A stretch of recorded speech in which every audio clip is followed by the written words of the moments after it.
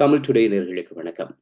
ஸ்ரீலங்காவினுடைய நாடாளுமன்ற தேர்தலுக்கான நாட்கள் நெருங்கிக் கொண்டிருக்கின்ற நிலையில் இன்றைய தினம் தமிழ் தேசிய மக்கள் முன்னணியின் பிரித்தானிய கிளையின் செயற்பாட்டாளர் திரு கோபிரட்னம் அவர்களோடு சில விடயங்களை பேசிக் கொள்ளப் போகிறோம். வணக்கம் திரு கோபி அவர்களே. வணக்கம் சதீஷ். முதல்ல தமிழ் தேசிய மக்கள் முன்னணியினுடைய இந்த நாடாளுமன்ற தேர்தலுக்கான பிரச்சார நிலவரம் தற்போது எப்படி இருக்கு? பிரச்சாரம் மிக மும்முரமாக நடைபெற்றுக் கொண்டிருக்கிறது. கிராம மட்டங்களில் கூட்டங்கள், சிறு கூட்டங்கள், மற்றது வீடு வீடான பிரச்சாரங்கள் செய்ய முடியாத ஒரு சூழல் இருக்கிற நிலையிலே சிறு சிறு கூட்டங்கள் மூலமாகவும் மற்றது இந்த மாவட்ட மட்டத்திலே பாரிய கூட்டங்கள் வாயிலாகவும் தான் இந்த பிரச்சாரங்கள் நடைபெற்றுக் கொண்டிருக்கின்றன. அதே சமயத்திலே சமூக வலைத்தளங்கள் மூலமாகவும் ஜூம் போன்று காணொலி வழியாகவும் கூட பிரச்சார நடவடிக்கைகள் நடைபெற்றுக் கொண்டது. இந்த பிரச்சார நடவடிக்கைகளுக்கு மக்கள் மத்தியில எப்படியான ஆதரவு அல்ல எதிர்வினைகளை இதுவரைக்கும் அந்த பல்ஸ் பார்க்கறதுன்னு சொல்லுவோம் தானே இல்லையா? அது எந்த அளவு தூரத்துக்கு தமிழ் தேசிய மக்கள் முன்னணி உணர்ந்திருக்கிறது? மக்கள் மத்தியில தங்களுக்கு கிடைக்கக்கூடிய ஆதரவா இருக்கலாம். இல்ல சில எதிர்கருத்துக்கள் கூட வந்திருக்கும். அதுவும் ஓரளவுக்கு அனலைஸ் பண்ண வேண்டிய ஒரு விஷயங்களா இருந்திருக்கும். அப்படி வந்திருக்கிற முக்கியமான பாயிண்ட்ஸாக என்னென்ன விஷயங்களை தமிழ் தேசிய மக்கள் முன்னணி இந்த முறை, கடந்த முறையை விடுங்க, இந்த முறை தேர்தல் களத்துல பார்க்குது? தமிழ் தேசிய மக்கள் முன்னணிக்கென்று ஒரு ஆதரவு தளம் படிப்படியாக உருவாக்கப்பட்டு வந்தது. அந்த ஆதரவு தளத்திலே எந்த விதமான சிதைவுகளும் இல்லை, அப்படியே இருக்கின்றது. அதற்கு மேலதிகமாகவும் மக்கள் மத்தியிலே ஆதரவு காணப்படுகின்றது.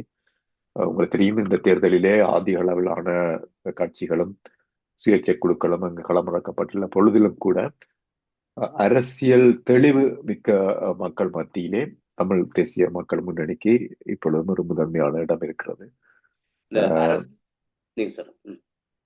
அந்த வகையிலே இந்த இது போன்ற குழப்பங்கள் மக்கள் மத்தியிலே அதிகம் எடுபடாதுன்னு நான் நினைக்கிறேன். நீங்க குறிப்பிட்ட மாதிரி மக்கள் ஒரு அரசியல் தெளிவோடு தமிழ் தேசிய மக்கள் முன்னணி மீது நம்பிக்கை வைக்கிறார்கள் என்று சொன்னால் அவர்கள் விரும்புகின்ற, அவர்கள் எதிர்பார்க்கின்ற அரசியலை நகர்த்த வேண்டிய பொறுப்பு தமிழ் தேசிய மக்கள் முன்னணிக்கு இருக்கு.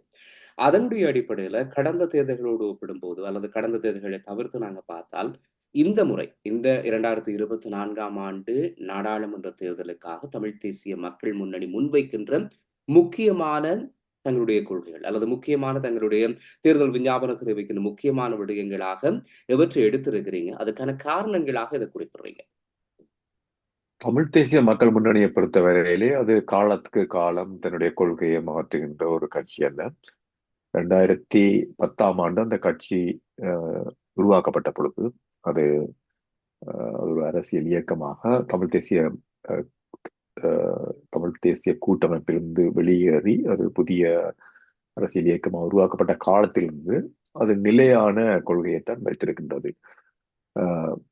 அது தமிழ் மக்களுடைய தாயகம், தேசியம், தன்னாட்சி உரிமையை அங்கீகரித்த வகையிலே தமிழ் மக்கள் ஒரு தேசமாக அங்கீகரிக்கப்பட்டு அதன் அடிப்படையிலே தான் தீர்வு முயற்சிகள் மேற்கொள்ளப்பட வேண்டும் என்பதுதான் அதனுடைய நிலைப்பாடு. அந்த நிலைப்பாட்டை முன்பு ஏளனம் செய்தவர்கள் கூட இன்றைக்கு அதே நிலைப்பாட்டை தான் வலியுறுத்துகின்றார்கள். அண்மையிலேயே யாழ்ப்பாண மாவட்டத்தில் இடம்பெற்ற ஒரு கூட்டத்திலே சுமந்திரன் பேசுகின்ற பொழுது நாங்கள் ஒரு தேசமாக எழுச்சி கொள்வோம் என்று கூறுகின்றார். இந்த தேசம் என்ற சொல்லாடலை கூட பயன்படுத்த தயங்கின அல்லது அந்த அந்த சொல்லாடல் தவறான அவை அந்த தேசியம் என்ற சொல்லாடலை கூட உச்சரிக்க மறுத்தவர்கள், அந்த சொல்லாடல் பொருத்தமில்லாதது என்று குறிப்பிட்டவர் கூட இன்றைக்கு அவர் தான் குறிப்பிடுகிறார்கள். அண்மையிலே நடந்து முடிந்த இந்த ஜனாதிபதி தேர்தலிலே போட்டியிட்ட இந்த பொது வேட்பாளர் தொடர்பாக வெளிவந்த அரசியல் அறிக்கையிலே கூட அந்த விடயம்தான் முன்னிறுத்தி செய்யப்பட்டிருக்கிறது. உங்களுக்கு தெரியும், 2015ஆம் ஆண்டு பிற்பாடு இந்த தமிழ் மக்கள் பேரவை ஒரு தீர்வு திட்டத்தை முன்வைத்த பொழுது அந்த தமிழ் மக்கள் பேரவையிலே அங்கம் வகித்த தமிழ் தேசிய மக்கள் முன்னணி அந்த அந்த தீர்வு திட்டத்தை உருவாக்குவதிலே, அந்த வரைப்பை உருவாக்குவதிலே முன்னணி வகித்தது.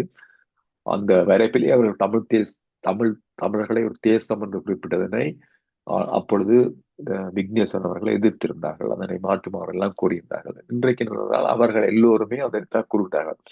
ஆகவே தமிழ் தேசிய மக்கள் முன்னணியினுடைய அரசியல் நிலைப்பாட்டிலே எந்த மாற்றமும் இல்லை. அது தொடர்ந்தும் அதே கருத்துக்களை தான் வலியுறுத்தி வந்திருக்கிறது. அந்த கருத்துக்கள் தவறான கருத்துக்கள், இந்த கூடிய தரப்புகள் தான் இன்றைக்கு திரும்பவும் தமிழ் தேசிய மக்கள் முன்னணியுடைய கருத்துக்களை தங்களுடைய கருத்துக்களாக காட்ட முற்பட்டிருக்கின்றார்கள். அதனால இப்ப நீங்க குறிப்பிடுற ஒரு சிலரை தாண்டி அங்க நிறைய ஏராளமான சுயேட்சை குழுக்கள் வந்திருக்கு. அதே போல தென்னிலங்கையிலே அல்லது கொழும்பை மையமாக கொண்டு இயங்கக்கூடிய சில அரசியல் கட்சிகளினுடைய கடந்த காலங்களில் அவர்களுடைய இயங்கியவர்களும் இம்முறை தேர்தலில் ஈடுபடுறதை எல்லாம் காண முடியுது. இப்படி இந்த ஒட்டுமொத்தமா நாங்க ஒரு பார்க்கைக்குள்ள நிறைய பேர் சொல்ற ஒரு விஷயம், அபிவிருத்தி என்ற ஒரு விடயத்தை தான் அதிகமாக உச்சரிக்கிறார்களோ என்ற ஒரு சந்தேகம் எழுது. நீங்க குறிப்பிடுற மாதிரி தமிழ் தேசிய மக்கள் முன்னணி இன்னமும் அதே கொள்கையோடு இருக்கும்போது, புதிதாக இந்த களத்துக்கு வருபவர்கள் மக்களுக்கான வேலை வாய்ப்பை உருவாக்க வேண்டும், மக்களுக்கான அபிவிருத்தியை கொண்டு வர வேண்டும் என்ற பிரச்சாரங்களோடு அவர்கள் முன்னுக்கு வருகிறார்கள். எனவே கடந்த காலத்துல இதே கொள்கையோடு தேர்தலை சந்தித்த வேளையிலும் தமிழ் தேசிய மக்கள் முன்னணிக்கு ஒரு ஆசனம் தேர்தலும் பிறகு விகிதாசார அடிப்படையிலும் கிடைக்கிறது. அப்ப அப்படி இருக்கும்போது இது மாதிரியான சுயேட்சைகள் வரும்போது அல்லது புதியவர்கள் வந்து புதிய கோஷங்களோடு வரும்போது அது மேலெழுந்து போய்விடக்கூடிய சாத்தியங்கள், அந்த நிலவரங்கள் அங்க இப்ப காணப்படுதா? தமிழ் மக்களை பொறுத்த வரைக்கும் அவர்களுக்கு பொருளாதார மேம்பாடு என்பது அத்தியாவசியமான ஒன்று. அதிலும் குறிப்பாக ஒரு நீண்ட போர்க்காலத்தில் இருந்து போரின் அழிவுகளிலிருந்து ஒரு இனப்பாடுகளிலிருந்து மீண்ட இனத்துக்கு பொருண்மைய மேம்பாடு என்பது மிகவும் அத்தியாவசியமான ஒன்று என்பதிலே மறுக்கிடமில்லை. ஆனால் அந்த மேம்பாட்டினை அரசாங்கங்களுடன் இணைந்து செயல்படுத்த முடியுமா என்ற கேள்வியை நாங்கள் மக்கள் மத்தியிலே முன்வைக்க வேண்டும். உங்களுக்கு தெரியும், டக்ளஸ் தேவானந்தா நீண்ட காலமாக ஒரு அமைச்சராக இருந்து வருகின்றார். அவர் சில சலுகைகளை அவருடைய ஆதரவாளர்களுக்கு பெற்றுக் கொடுத்திருக்கிறார் என்பது உண்மையாக இருந்தாலும், ஒட்டுமொத்த தமிழ் மக்களுக்கு பொருண்மைய மேம்பாடு என்று கூறி எதனை செய்திருக்கின்றார்கள் என்ற கேள்வியை நாங்கள் அலசி பார்க்க வேண்டும். கடைசியாக இருந்த நாடாளுமன்றத்திலே அவர் கடற்தொழில் அமைச்சராக இருந்தார். வடக்கு கிழக்கில் இருக்கின்ற கடல் தொழிலாளர்களுக்கு அவரால் எதனையாவது பெற்றுக்கொள்ள முடிந்ததா என்ற கேள்விக்கு பதிலை பார்த்தால் அப்படி எதனையும் அவர் பெற்றுக் கொடுக்கவில்லை.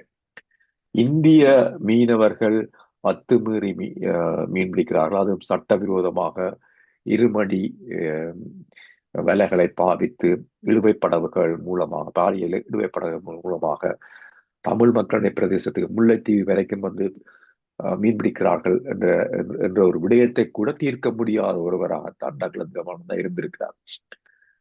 உங்களுக்கு தெரியுமோ தெரியாது,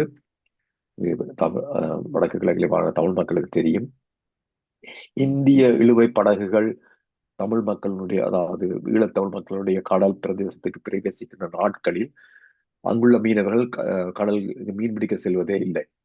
அச்சன் காரணமாக மீன் பிடிக்க செல்வதில்லை. இந்த பாரிய பிரச்சனையை ஒரு சிறிது அளவில் தீர்க்க முடியாத நிலையிலே தான் கடல் தொழில் அமைச்சர் இருந்தார்.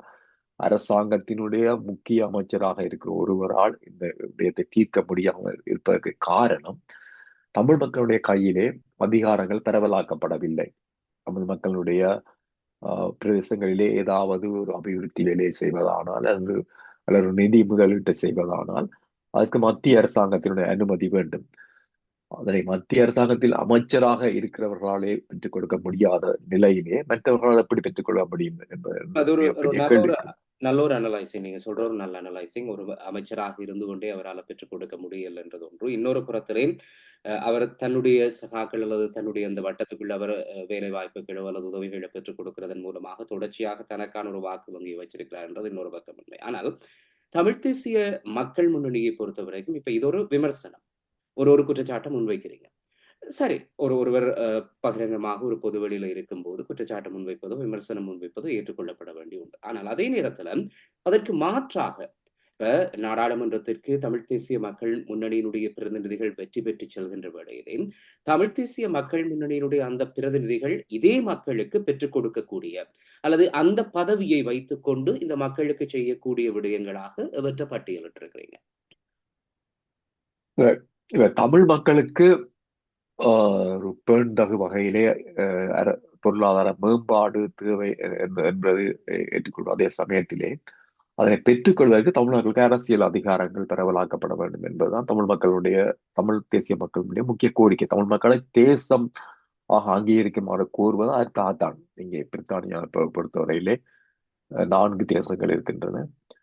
அந்த தேசங்களுக்கு ஒரு வரையறுக்கப்பட்ட பிரதேசம் இருக்கிறது. அந்த பிரதேசத்துடைய அரசியல் பொருள்மிய மேம்பாட்டை செய்யக்கூடிய அளவு அதிகாரங்கள் அவர்களுக்கு பரவலாக்கப்பட்டிருந்தது. ஸ்கொட்லாந்துக்குரிய பொருள்மிய மேம்பாட்டை ஸ்கொட்லாந்து பாராளுமன்றம் தான் தீர்மானிக்கின்றது, அதான் அமல்படுத்துகிறது. அந்த அதிகாரங்களைத்தான் நாங்கள் கோருகின்றோம். வெறுமனே இந்த ஒரு நாடு 2 தேசம் என்பது வெறுமனே அரசியல் கோரிக்கை அல்ல, இது ஒரு கோஷங்கள் அல்ல.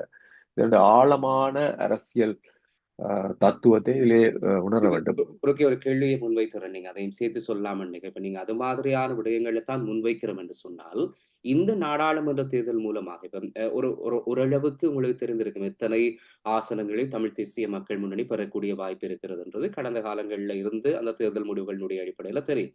ஓகே, 2 ஆசனங்கள் அல்லது அதிகபட்சமாக 3 அல்லது 4 ஆசனங்கள் என்று கூட வைத்துக் கொள்வோமே. அப்படி வைத்துக் கொண்டால் கூட அந்த பிரதிநிதிகள் இதே நாடாளுமன்றத்திற்கு சென்று, மத்தியில் இருக்கிற அரசாங்கம் இருக்கக்கூடிய அந்த நாடாளுமன்றத்துக்கு தான் செல்ல போறாங்க. அங்கே சென்று ஒரு மேக்சிமம் உரை ஆற்ற முடியும், உணர்வுபூர்வமான ஒரு உரை ஆற்ற முடியும் என்றது மாத்திரம்தான் அங்கு இருக்கக்கூடிய விஷயமா இருக்குமா? அல்ல அதை தாண்டி என்ன செயல் வடிவம் செய்வதற்காக, அல்ல அந்த செயல் வடிவத்தை கொண்டு நகர்த்துறதுக்கு என்னத்தை வைத்திருக்கிறீர்கள் என்றுதான் அந்த கேள்வி. இது இந்த விடயத்தை தவறான விமர்சனங்கள் ஊடாகத்தான் பலரும் அணுகின்றார்கள். அதாவது ஸ்ரீலங்கா நாடாளுமன்றத்தில் செல்வது உரையாற்றுவது அல்லது ஒரு பட்டிமன்றமா போன்ற கேள்வியை முன்வைக்கிறார்கள். உண்மையிலேயே தமிழ் மக்களை பிரதிநிதித்துவப்படுத்துகிற பிரதிநிதிகளாக இன்றைக்கு ஏற்றுக்கொள்ளப்படக்கூடிய பிரதிநிதிகள் நாடாளுமன்ற உறுப்பினராக தான் இருக்கிறார்கள். முன்பு தமிழீழ விடுதலை புலிகள் இருந்த காலத்திலே அவர்களுக்கு ஒரு கட்டுப்பாட்டு பிரதேசம் இருந்தது, ஒரு நடைமுறையான அரசாங்கம் இருந்தது. அப்பொழுது அவர்கள் ஒரு தரப்பாக ஏற்றுக்கொள்ளப்பட்டார்கள். இன்றைக்கு இந்த பாராளுமன்ற உறுப்பினர்களைத்தான் தமிழ் மக்களுடைய பிரதிநிதியாக கருதுகின்ற ஒரு நிலைமை இருக்கின்றது. நீங்கள் ஒரு அரசியல் இயக்கத்தை நடத்தினால் உங்களை யாருமே ஏற்றுக்கொள்ளப் போவதில்லை. அவை தமிழ் மக்களின் பிரதிநிதியாக தமிழ் மக்களுடைய அரசியல் கருத்துக்களை பிரதிபலிப்பதாக அவர்களான இருக்கிறார்கள். உள்நாட்டிலேயும் சரி, வெளிநாடுகளிலேயும் சரி, அவர்களான் இருக்கிறார்கள். அதே சமயத்திலே தமிழ் மக்களின் சார்பாக, அதாவது தமிழ் அரசு பாராளுமன்றம் என்பது ஒரு சட்டம் இயற்றும் அவை. அங்கே ஒரு தமிழ் மக்களுக்கு பாதகமான சட்டங்கள் இயற்றப்படுகின்ற பொழுது ஆக குறைந்தது தமிழ் மக்களின் எதிர்ப்பை காட்டுவதற்காவது இந்த அரசியல் விடயத்திலே நேர்மையான அரசியல் விடயத்திலே தமிழ் மக்களின் சார்பாக செயல்படக்கூடிய பிரதிநிதிகள் தேவை. அந்த அளவிலே தான் நாங்கள் இந்த நாடாளுமன்றத்தை பார்க்கவே தவிர வெறுமனே உரையாற்றுகின்ற பட்டிமன்றமாக பார்க்கவில்லை. ஒரு உதாரணத்துக்கு இந்த நாடாளுமன்றத்துக்கு திரு டக்ளஸ் தேவானந்தா போன்றவர்களால் தெரிவு செய்யப்படுவார்கள். அவர்கள் இலங்கை அரசாங்கம் எந்த கட்சி அரசாங்கத்தில் இருந்தாலும் அவர்கள் கொண்டு வருகிற அவ்வளவு தீர்மானத்தையும் ஆதரிப்பார்கள்.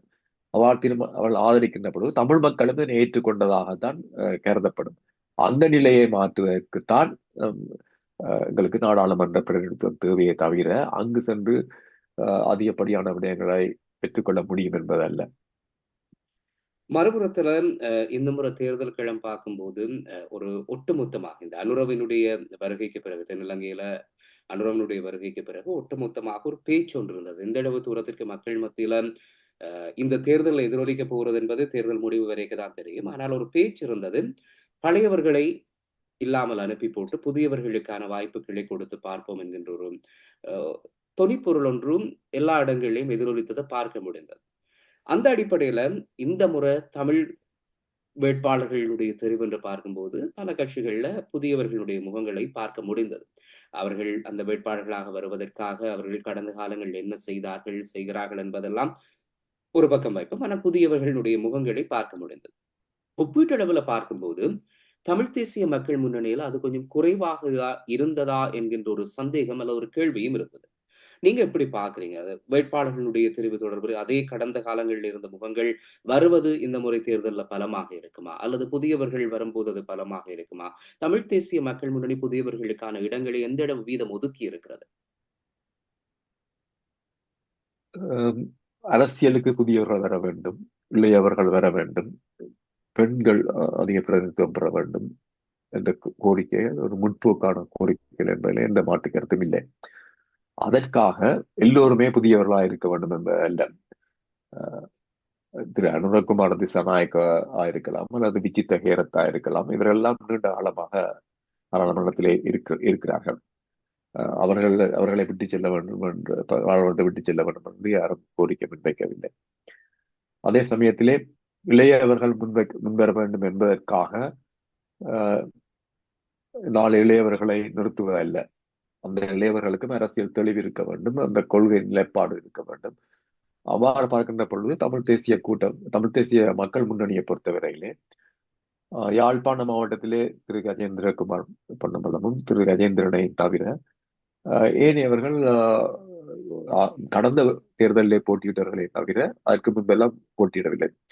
சுகாசா இருக்கலாம், அல்லது காண்டீபனா இருக்கலாம், அல்லது வாசகி சுதாகரா இருக்கலாம். இவர்கள் கடந்த தேர்தலில் மட்டும்தான் போட்டியிடவில்லை.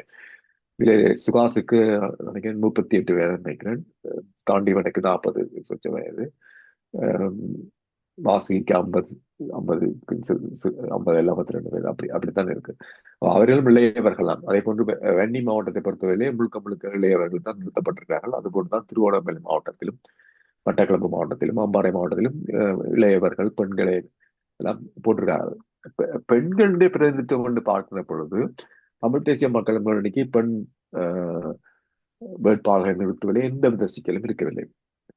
ஒரு நீண்ட காலமாக 75 வருட கால அரசியல் பாரம்பரியம் மிக்க தமிழரசு கட்சி வெளிப்படையாக கூறியது தங்களுக்கு புதிய பெண்கள் வேட்பாளர்கள் கிடைக்கவில்லை என்று சுமந்திரனே குறிப்பிட்டார். யாராவது விண்ணப்பிப்பீங்கள் என்றெல்லாம் அண்மை காலத்தில் இருக்கிறார். தேர்தல் அறிவிக்கப்பட்டதற்கு கூட குறிப்பிட்டிருந்தார்.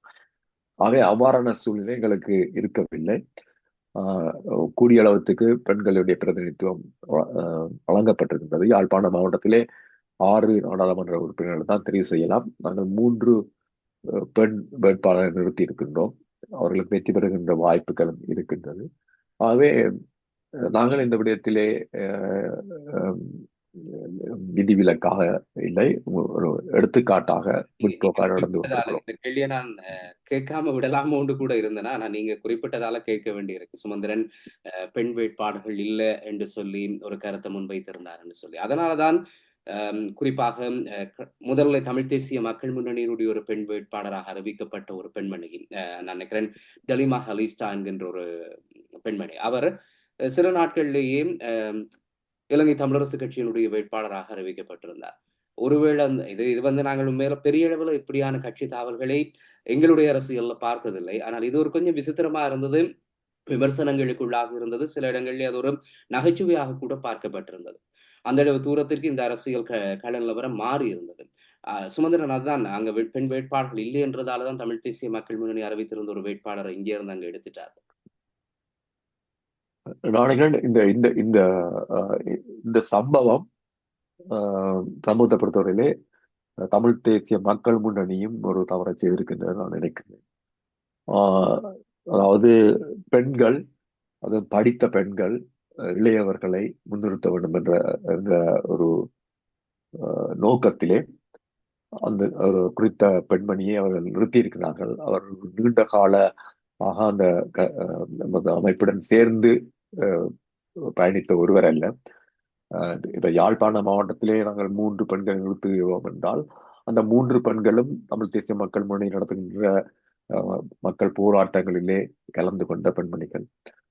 அது போன்ற ஒரு நிலைமை அந்த வன்னி மாவட்டத்தில் நிறுத்தப்பட்ட, அதாவது மன்னார் மாவட்டத்தில் நிறுத்தப்பட்ட அந்த பெண்மணியை இருக்கவில்லை. அது ஒரு அவசரத்தில் எடுத்த முடிவு என்று நான் நினைக்கின்றேன். ஒரு அவசரத்தில் எடுத்த முடிவென்ற போதுதான் ஒரு கேள்வி வருது. ஏனென்றால் கடந்த காலங்களில் பல நேர்காணல்கள்ல நீங்களும் குறிப்பிட்டிருந்த ஒரு விடயம் தான், தமிழ் தேசிய கூட்டமைப்பு அல்லது இலங்கை தமிழரசு கட்சியா இருக்கும்போது இந்த பேஸ்மெண்ட் அவர்களுடைய கிராம ரீதியாக அவர்களுக்கான தெரிவுகள் என்று வருகின்ற வேளையில் அல்லது கட்சியினுடைய இந்த விரிவாக்கம் தொடர்பில் நிறைய கேள்விகள் எல்லாம் வந்திருந்தது. எந்த அளவு தூரம் இருக்கின்ற இதே மாதிரியான ஒரு கேள்வி இப்ப தமிழ் தேசிய மக்கள் முன்னணி சந்திக்க வேண்டிய சூழல் வருகிறது. ஏனென்றால் ஒரு வேட்பாளரை அறிவிப்பதற்கு முன்னால் கூட தமிழ் தேசிய மக்கள் முன்னணி அந்த வேட்பாளர் தொடர்பாக ஒரு தீர்க்கமான விசாரணைகள், தீர்க்கமான ஒரு விடயங்களை தெளிந்து ஆராய்ந்து கொள்ளாமல் அறிவித்திருக்கிறது என்றால், தமிழ் தேசிய மக்கள் முன்னணியினுடைய கட்டமைப்பின் மீதும் ஒரு கேள்வி வருகிறது இல்லையா? ஏனென்றால், ஒரு தேர்தல் வரப்போகுதுன்னு சொன்னா, அதற்கு முன்னரே வேட்பாளர்கள் தொடர்பில் அவர்கள் தீர விசாரித்து, இவர் சரி, இவர் பிழை, இவரை அறிவிக்கலாம், இவர் அறிவிக்கக்கூடாது என்கிற ஒரு கட்டமைப்பு இருக்க வேண்டும். அப்படி இல்லாமல் இப்ப விமர்சனம் ஒன்று முன்வைக்கப்படுகிறது. எதிர்த்தரப்பு மீது விமர்சனம் முன்வைக்கப்படுகிறது என்றால், அதற்கு முன்னர் நாங்கள் சரியாக செய்ய வேண்டிய ஒரு தேவை இருக்கிறது. எனவே தமிழ்த் தேசிய மக்கள் முன்னணி என்கின்ற அந்த கட்சி அல்லது அகில இலங்கை தமிழ் காங்கிரசினுடைய இந்த கட்சியினுடைய கட்டமைப்பு கூட ஒரு வீக்னஸ் ஆக இருக்கிறதா என்ற கேள்வி அது எழுப்புகிறது. நான் அவ்வாறு பார்க்கவில்லை. என்றால் அந்த அந்த பிரதேசத்திலே இருக்கின்ற தமிழ் தேசிய மக்கள் முன்னணி செயற்பாட்டாளர்கள் இந்த பெண்ணை பிரேரித்ததான் அவர்கள் ஏற்றுக்கொண்டார்கள். ஆனால் அவ்வாறு பிரேரித்திருந்தாலும் அந்த பெண்ணை முறையாக நேர்காணல் செய்து அவருடைய பின்புலம் போன்றவற்றை எல்லாம் ஆய்வு செய்து, அதாவது அவருடைய அரசியல் பின்புலம், அரசியல் செயற்பாட்டு தளம் போன்றவற்றை எல்லாம் ஆய்வு செய்து தெரிவு செய்திருக்க வேண்டும். அவ்வாறு தெரிவு செய்யவில்லை என்பது ஒரு தவறான அணுகுமுறை என்று நான் கருதுகிறேன். அதை நான் அவர்களுக்கு நேரடியாக காரணம் என்று கூறியிருக்கிறேன். தெரிந்து கொள்ளலாமா? அவர் கட்சியிலிருந்து ஏனைய கட்சிக்கு போனதுக்கான காரணத்தை தெரிந்து கொள்ள முடியுமா? என்ன பகிரங்கமாக நீங்க சொல்லலாம்னு நினைக்கிறேன் அத.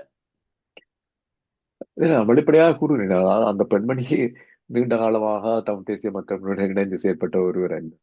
ஒரு கட்சி தாவல் என்று இல்லை, ஒரு ஒரு பொதுவான ஒருவரை ஆஹ் ஹம் இந்த வேட்பாளர் நிறுத்திய பொழுது, அதாவது ஒரு பிரதேசத்திலே உள்ள அந்த அந்த அந்த கட்சியினுடைய ஆதரவாளர் செயற்பாட்டாளர்கள் இந்த பெண்ணை நிறுத்தலாம், ஒரு சட்டம் கற்கின்ற ஒரு இளைய ஒரு செயற்பாட்டு திறனுடைய ஒரு பெண் என்று அவர் தெரிவித்த படியினால் அவரை தேர்ந்தெடுத்திருக்கிறார்கள்.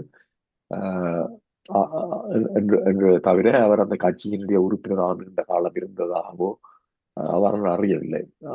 நான் இந்த இந்த இந்த விடயத்தில் அது தவறு என்பதை ஏற்றுக்கொள்கிறேன். மறுபுறத்துல தமிழ் தேசிய மக்கள் முன்னணியுடைய பிரச்சாரங்கள் நீங்க நடந்து கொண்டிருக்கிறதா சொல்லியிருந்தீங்க. இந்த சமகாலத்துல தான் சில நாட்களுக்கு முன்னர் கைது நடவடிக்கை கூட இடம்பெற்றிருந்தது. வழக்கமாக தமிழ் தேசிய மக்கள் முன்னணி ஒரு செயல்பாடு போராட்டங்களில் ஈடுபடுது என்று சொன்னால், இது மாதிரியான கைதுகளை சந்திப்பதும் நாங்கள் செய்திகளாக பார்த்திருக்கிறோம், அறிந்திருக்கிறோம், நேரடியாக கண்டிருக்கிறோம். இப்படி பல அனுபவங்கள் பல பேருக்கு இருக்கு. ஆனால் தேர்தல் பிரச்சாரத்திலே ஈடுபடுகின்ற வேளையிலே அதற்கான தடைகள் அங்க உங்களுக்கு இருக்கா இன்னமும்? என்ன என்ன என்ன பிரச்சனை என்றால், இந்த தேர்தல் திணைக்களத்தினரால் விதிக்கப்பட்ட விதிமுறைகள் மிகவும் இறுக்கமான ஆஹ், விதிமுறைகள் இருக்கின்றன. அந்த விதிமுறைகளை யாருமே முழுமையாக கடைபிடிப்பதில்லை. அதிலும் செல்வாக்கு மிக்க தரப்புகள் அறவே கடைபிடிப்பதில்லை. அந்த இடைவெளியை பாவித்து தான் இது நடைபெற்றிருக்கிறது. அதாவது தமிழ் தேசிய மக்கள் நடந்து கொண்ட விதம் அந்த விதிமுறைகளை மீறுவதாக கருவித்தான் நடந்திருக்கிறது. ஆனால் இதே போன்று வேறு கட்சிகளை சேர்ந்தவர்கள் செயற்பட்டிருந்தால் அவர்கள் கைது செய்திருக்க மாட்டார்கள். இதுதான் அந்த பாகுபாடு என்று நான் குறிப்பிடுவதுதான். இப்ப அதற்காக ஒரு விதிமுறை இருக்கிறது என்று சொன்னால், அதை மீறுவது என்பதும் சரியான விடயம் அல்ல. அதை பின்பற்ற வேண்டிய பொறுப்பும் இல்ல, இருக்கிறது. இந்த விதிமுறைகள் இந்த சில நேரம் தெளிவில்லாமல் இருக்கு. ஓகே. ஆஹ் ஆஹ் சில விதிமுறைகள் ஒரு தெளிவானதா இருக்கும். உதாரணத்துக்கு குறித்த தேதிக்கு குறித்த தேதி நேரத்துக்கு பிற்பாடு நீங்கள் இந்த வித பரப்புரைகளில் ஈடுபட வேண்டாம் என்றால் அது ஒரு தெளிவான ஒரு நிலைப்பாடாக இருக்கும். நீங்கள் இந்த பரப்புரை இந்த துண்டு பிரசுரங்கள் போன்றவற்றை சில இடங்களில் கொடுக்க வேண்டாம் என்று சொன்னால் அந்த அந்த இடங்கள் தெளிவில்லாததாக இருக்கும். அது போன்ற நிலைமைகள் காணப்படுகின்றன. குறிப்பாக இப்பொழுது நான் நினைக்கிறேன் சிறுவர்கள் அந்த துண்டு பிரச்சனை பேர் கூட தடை செய்யப்படல என்று நினைக்கிறேன். ஆனால் சில இடங்களே கொடுப்பார்கள். அவை இதிலே அவ்வளவு தெளிவான நடைமுறை இருப்பதில்லை. நாங்கள் கூட இங்கே எவ்வளவு ஒரு முன்னேற்ற நாட்டிலே எல்லா விதிமுறைகளும் தெளிவாக இருக்கின்ற பொழுது கூட நாங்கள் வாகனங்களை செலுத்துகின்ற பொழுது எங்களுக்கு அடிக்கடி இந்த பெனால்டி வேண்டிய நிலைமை வருகிறது என்றால் சில நேரம் அது தெளிவில்லாமல் இருக்கும். எது பஸ்ல என்றால் சரி தெளிவில்லாமல் இருக்கும். நாங்கள் பஸ்ல எடுக்கலாக போவோம். அது போன்று எல்லா விடயங்களும் தெளிவாக இருக்கும் என்று சொல்ல அனுரகுமார முடியாது. திசாநாயக்கவினுடைய ஆட்சி வந்ததற்கு பிறகு இலங்கையினுடைய நிலவரம், கள நிலவரம் எப்படி இருக்கிறதாக தமிழ் தேசிய மக்கள் முன்னணி உணர்கிறது? அனுரகுமார திசாநாயக்கா வந்து ஒரு மாதம் கூட, ஒரு மாதம் வந்து நினைக்கிறேன். அதிலே ஒரு சில மாற்றங்கள் நடைபெற்றிருந்தாலும் கூட, ஆனால் பொதுவான நடைமுறையிலே இதுவரையில் குறிப்பிடத்தக்க மாற்றங்கள் வந்து எதுவும் நடைபெறவில்லை.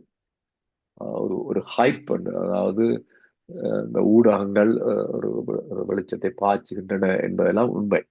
ஆனால் அதுல முக்கியமாக கவனிக்க வேண்டியது, தமிழ் மக்களுடைய அரசியல் உரிமைகள் தொடர்பாக இதுவரை அனுரகுமார திசாநாயக்க எவ்விதமான காத்திரமான முன்னெடுப்புகளை அறிவிக்கவில்லை.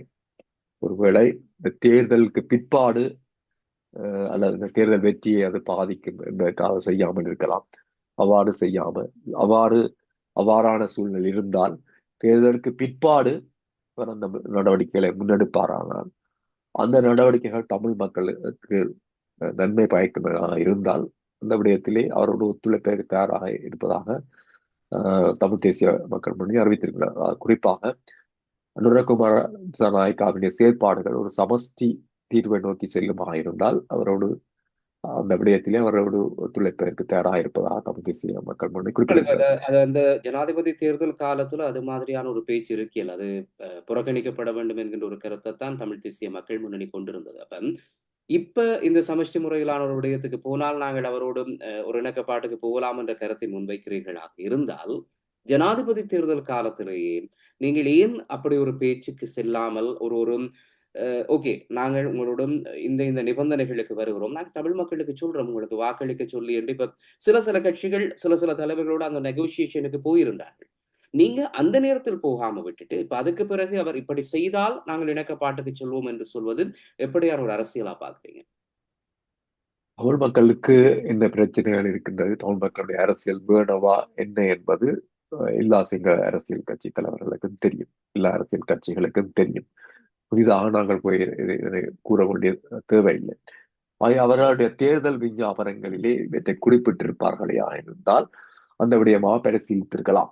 ஆனால் அவ்வாறு யாருமே குறிப்பிடவில்லை. குறைந்தது நினைக்கிறேன் சஜித் பிரேமதாச இந்த 13ஆம் திருத்த சட்டம் முழுமையாக அமல்படுத்த போவதாக குறிப்பிட்டிருந்தார். இவர் அது கூட குறிப்பிடவில்லை. ஆகவே அவ்வாறு குறிப்பிடாத நிலையிலே அவர்களை ஆதரிக்க வேண்டிய தேவை எதுவும் இருக்கவில்லை. நினைக்கிறேன் தேர்தல் காலத்திலே திரு அஜயன் தெளிவாக குறிப்பிட்டிருந்தார். சமஷ்டி கோரிக்கையை ஒரு அரசியல் கட்சி தேர்தலில் போட்டியிட்ட ஒரு தலைவர் ஆதரிக்கின்ற வரைக்கும் நாங்கள் தேர்தலை புறக்கணிக்க வேண்டிய நிலையில வந்திருக்கிறோம் என்று. ஆகவே இதுல நாங்கள் தெளிவாக தான் இருக்கிறோம். இதுல குழப்பப்பட்டில்லை. இப்பொழுதும் கூட நாங்கள் இந்த தேர்தலிலே அனுரகுமார திசாநாயக்கா கட்சியை எதிர்த்து தான் போட்டி கொடுக்கின்றோம். அனுரகுமார கட்சி வடக்கு கிழக்கிலே அவர்களுடைய தமிழ் பிரதிகள் வெற்றி பெற்றால் அவர்களால் இதனை சாதிக்க முடியாது. ஆனால் நாங்கள் எதிர்த்தரப்பிலே இருந்து அவரோடு இந்த விடயங்களை பேரம் பேசலாம். அவர் தவறாக நடக்கிற பொழுது எதிர்க்கலாம். அவர் சாதகமாக நடந்தால் ஆதரிக்கலாம். அவருடைய கட்சியினரால் அது எதுவும் செய்ய முடியாது. பொதுவா ஒரு நாடாளுமன்ற தேர்தல் வரும்போது தமிழ் தேசிய கூட்டமைப்பு, தமிழ் தேசிய மக்கள் முன்னணி என்ற பேச்சு விரும்பியோ விரும்பாமலோ அது ஒரு விவாத பொருளாவே வந்துடும். இந்த முறை தமிழ் தேசிய கூட்டமைப்பு என்பதற்கு முன்னால் ஜனநாயக தமிழ் தேசிய கூட்டமைப்பு என்ற ஒரு கூட்டமைப்பு வந்துட்டு சங்க சின்னத்துல. இன்னொரு புறம் இலங்கை தமிழரசு கட்சி தனித்தே வந்து நிக்குது. இந்த கள நிலவரத்தை எப்படி பார்க்குறீங்க? பொதுவா ஒரு கருத்துக்கு சொல்வார்கள். கருணாநிதி இருக்கிற வரைக்கும் தான் ஜெயலலிதா, ஜெயலலிதா இருக்கிற வரைக்கும் தான் கருணாநிதி என்று தமிழக அரசியல சொல்வார்கள். அதேபோல இந்த தமிழ் தேசிய மக்கள் முன்னணி, தமிழ் தேசிய கூட்டமைப்பு என்கின்ற ஒரு இரு பெரும் பலம் இருக்கின்ற வேளையிலே தான் அரசியல் அபிலாஷைகள் தொடர்பில கருத்து பரிமாற்றங்கள் இருக்கும் என்று சொல்வார்கள். ஆனால் இந்த முறை அதெல்லாம் தாண்டி சுமந்திரன், ஸ்ரீதரன் தலைமையில இப்படி இலங்கை தமிழரசு கட்சி இந்த பக்கம் நிற்க, மறுபுறத்துல சங்க சின்னத்திலே ஜனநாயக தமிழ் தேசிய கூட்டமைப்பாக இன்னொன்று உருவெடுத்திருக்கிறது. இந்த பிரிவினைகள் இந்த தேர்தலை எப்படி பாதிக்க போகிறது அல்லது எப்படி அதை நீங்க பாக்குறீங்க? தமிழரசு கட்சியோடு நாங்கள் கொள்கை ரீதியான எதிர்நிலையிலே தான் இருந்து வந்திருக்கிறோம். இப்பொழுதும் அப்படித்தான் இருக்கிறோம். இருந்த பொழுதிலும் அந்த கட்சியிலே இருக்கின்ற இன்றைய நிலைமை ஒரு கவலை தரப்படியமாக தான் இருக்கிறது. ஜனநாயகத்துக்கு ஒரு ஊறு விளைவிக்கின்ற ஒரு நிலைமையை தான் அந்த கட்சி இருக்கின்ற. அந்த கட்சியிலே அந்த கட்சிக்கு ஒரு தலைவர் கிடையாது. அந்த கட்சிக்கு ஒரு நிரந்தரமான செயலாளர் கூட கிடையாது. இந்த விடயம் ஸ்ரீலங்காவுடைய நீதிமன்றத்துக்கு சென்றிருந்தது. இது போன்ற விடயங்கள் வந்து ஜனநாயகத்துக்கு ஒரு உழைப்ப இந்த ஒரு விடயமாகத்தான் இருக்கின்றது. அதே சமயத்தில் இந்த கட்சியில் இருந்து தமிழ் தேசிய கூட்டமைப்பிலிருந்து பிரிந்து சென்ற தரப்புகளை பற்றி நாங்கள் அதிகம் அக்கறைப்பட வேண்டிய தேவையில்லை. ஏனென்றால் அவர்கள் ஆஹ், கொள்கை ரீதியாக உறுதியான நிலைப்பாட்டிலே இருப்பவர்கள் அல்ல. அவர்கள் ஒரு தேர்தலுக்காக ஒன்று சேர்ந்த கூட்டமாக தான் நான் பார்க்கிறேன். அஹ், இப்பொழுது இந்த ஜனாதிபதி தேர்தல் நடைபெற்ற பொழுது இன்னும் இந்த ஜனநாயக தமிழ் தேசிய கூட்டமைப்பு என்று சொல்லப்படுகிற அந்த கூட்டமைப்பில் இன்னும் சில கட்சிகள் சேர்ந்திருந்தார்கள். சிவில் சமூகத்தினர் கூட சேர்ந்திருந்தார்கள். அப்பொழுது இவர்கள் எல்லாம் ஒற்றுமைப்பட்டு விட்டாக தமிழ் மக்கள் மத்தியிலே ஒரு பாரிய ஒற்றுமை ஏற்பட்டு ஒரு பின்பத்தை ஏற்படுத்தியிருந்தார்கள். ஆனால் இந்த தேர்தல் முடிந்து ஒரு சில நாட்களிலேயே அவர்கள் உடைந்து சின்னாபின்னமாக போய்விட்டார்கள்.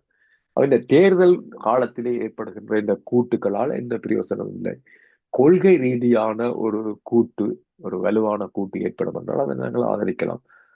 அவ்வாறான நிலைமை இல்லாவிட்டால் இவையெல்லாம் சந்தர்ப்பவாத கூட்டுகளாக தான் பார்க்க வேண்டும். இன்றைக்கு தமிழரசு கட்சியிலிருந்து பிரிந்து சென்றவர்கள் தனித்து சுயேட்சையா போட்டியிடுகிறார்கள், வேறு கட்சியிலிருந்து போட்டியிடுகிறார்கள். அவர்கள் இவர்களெல்லாம் நிரந்தரமாக இந்த கொள்கையும் கிடையாது, பதவி ஆசை மட்டும்தான் இருப்பதாகத்தான் நாங்கள் பார்க்க வேண்டியிருக்கிறது. இன்னொரு புறத்துல நீங்க பார்த்தால் கடந்த தேர்தல்களில் போட்டியிட்ட ஓரளவுக்கு அறிந்திருக்கின்ற முக்கியமான தலைவர்கள் என்று பார்த்தால் மாவி சேனாதராஜாவா இருக்கலாம் அல்லது விக்னேஸ்வரனாக இருக்கலாம். இப்படி குறிப்பிடத்தக்க அளவானவர்கள் இந்த முறை தேர்தலில் தாங்களாகவே போட்டியிட போவதில்லை என்று கூட அறிவித்திருந்தார்கள்.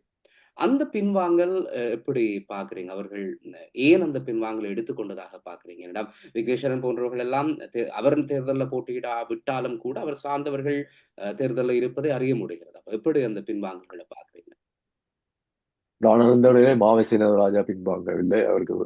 அவருக்கு அந்த வேட்பாளர் நியமனத்திலே அவை ஏற்றுக்கொள்ளப்படவில்லை என்பதுதான் உண்மை. அவருக்கும் அவருடைய மகனுக்கும் கூட வேட்பாளர் நியமனம் கேட்டிருந்தார். ஆனால் அவ்வாறு எதுவும் கிடைக்கவில்லை. மாவசின ராஜாவுடைய நிலைமை. ஆனால் விக்னேஸ்வரனை பொறுத்தவரை அவராக ஒதுங்கிவிட்டார். அவருக்கு நன்றாக தெரியும், அவருக்கு இந்த தேர்தலில் நின்றிருந்தாலும் கூட வெற்றி வாய்ப்பு இல்லை என்பது அவருக்கு நன்றாக தெரியும். அந்த நிலையிலே தான் அவர் ஒதுங்கி இருந்தார். அவர் இப்பொழுது தான் அந்த வயது போனவர், அதாவது வயதில் முதிர்ந்தவர்கள் தேர்தலில் நிற்பது சரியில்லை என்று கூறுவதாக தெரிகின்றது. அவர் கடந்த தேர்தலில் நிற்கிற பொழுது அவருக்கு 79 வயசு. அதை விட இப்பொழுது 5 பேர் தான் அவருக்கு கூடியிருக்கின்றது. அதையெல்லாம் ஏற்றுக்கொள்ள அவருக்கு நன்றாக தெரியும், அவர் தேர்தலில் வெற்றி பெறப் போவதில்லை என்பது நன்றாக தெரியும். அவருடைய கட்சியிலே இருந்த சில முக்கியமான நபர்கள், அரசியலிலே ஓரளவுக்கு நீண்ட காலம் இருப்பவர்களை எல்லாம் அவர் ஒதுக்கிவிட்டு புதியவர்களை, அதிலும் தமிழரசு கட்சியிலிருந்து 2 பேரை வேட்பாளர் நிறுத்தி இருக்கின்றார். தமிழ் தேசிய மக்கள் முன்னணியில் கடந்த நாடாளுமன்ற தேர்தலை போட்டியிட்ட மணிவண்ணனை இணைத்திருக்கிறார். தமிழ் தேசிய மக்கள் முன்னணியின் சார்பாக யாழ்ப்பாண மாநகர சபை உறுப்பினராக தெரிவு செய்யப்பட்ட பார்த்திபன் நிறுத்தியிருக்கின்றார். அதுவும் அவர் யாழ்ப்பாணத்து மாவட்டத்தில் மாத்திரம்தான் போட்டியிடுகின்றார். அந்த யாழ்ப்பாண மாவட்டத்திலே போட்டியிடுகிறார்கள் கூட அங்கே வலிகாமம் பிரதேசத்தை சேர்ந்தவர்கள் மாத்திரம்தான் அதில் போட்டியிடுகிறார்கள். அவ்வாறான ஒரு குறுகிய வட்டத்திலே தான் அவருடைய அரசியல் இருக்கின்றது. உங்களுக்கு தெரியும், ஒரு காலத்திலே அவர் தமிழ் மக்களை தலைமை தாங்குவார் என்று எதிர்பார்க்கப்பட்ட ஒரு நபர் இன்றைக்கு இந்த நிலைக்கு வந்திருக்கிறார். அதிலும் குறிப்பாக இந்த பால் லைசன்ஸுக்காக ரணில் விக்ரமசிங்கவுடன் சிபாரிசு செய்கின்ற ஒரு நிலைக்கு ஒரு முன்னாள் நீதியரசர் சென்றிருக்கிறார் என்பது அவருடைய அரசியலுடைய நேர்மையை வெளிப்பாட்டுவதாக அமைந்திருக்கிறது. நிறைவாக கோபின், பொதுவாக இந்த புலம்பெயர் தேசத்தில் இருக்கக்கூடிய மக்களுக்கு தமிழ் தேசிய மக்கள் முன்னணி சார்பில் இந்த தேர்தலோட என்ன சொல்ல விரும்புறீங்க? புலம்பெயர்ந்த தேசத்தில் இருக்கிற மக்களுக்கு நன்றாக தெரியும் தமிழ் தேசிய மக்களுடைய அரசியல் நிலைப்பாடு எவ்வாறு இருந்தது, எவ்வாறு இருக்கின்றது என்பது தெரியும். இன்றைக்கும் கூட தமிழ் தேசிய மக்கள் முன்னணியினுடைய அரசியல் நிலைப்பாட்டினைத்தான் ஏனைய கட்சிகளை ஏற்றுக்கொள்ள வேண்டிய ஒரு சூழலுக்கு வந்திருக்கின்றது என்றால், இதனை கிட்டத்தட்ட 15 வருடங்களுக்கு முன்பு தமிழ் தேசிய மக்களை தன்னுடைய நிலைப்பாடாக ஏற்றுக்கொண்டு இன்று வரைக்கும் தொடர்ந்து அதில் எந்தவித விட்டுக் கொடுப்புகளுக்கும் இடமில்லாமல் செயற்பட்டு வருகின்றது என்பதனை அவர்கள் அவதானித்தார்களானால் அவர்களுக்கு தமிழ் தேசிய மக்கள் முன்னணியை ஆதரிப்பதை தவிர வேறு வழிவகைகள் கிடையாது என்பதுதான் என்னுடைய கருத்து. நன்றி கோவிந்த். ஏனென்றால் புலம்பெயர் தேசத்தில் இருக்கின்ற மக்களினுடைய கருத்துக்களும், எண்ணங்களும் நிச்சயமாக தாயகத்தில் இருக்கின்ற உறவுகளினுடைய கருத்துக்கள், எண்ணங்கள், வாக்குகளிலே செல்வாக்கு செலுத்தும் என்பது எல்லோருமே அறிந்திருக்கின்ற ஒரு விடயம். நிறைய நீங்க பார்த்தீங்கன்னா, நிறைய மெசேஜஸ் எங்களுக்கே வந்து கொண்டிருக்கும். இந்த கட்சிக்கு வாக்களிங்க, அதுக்கு வாக்களிங்க, இதுக்கு வாக்களிங்க என்று. எனவே இந்த செய்திகளின் வாயிலாக ஒவ்வொரு கட்சி சார்ந்தும் அல்லது ஒவ்வொரு கூட்டுகள் சார்ந்தும் அவர்கள் தாங்கள் முன்வைக்கின்ற கருத்துக்கள், பிரச்சாரங்கள் தொடர்பில் பல விடயங்களை தொடர்ந்து வரும் நாட்களிலும் கொண்டு வர இருக்கிறோம். இன்றைய தினம் தமிழ் தேசிய மக்கள் முன்னணி சார்பில் இணைந்து கொண்டு உங்களுடைய கருத்துக்களை வழங்கியதற்காக நன்றி திரு கோபி அவர்களே. நன்றி சதீஷ்.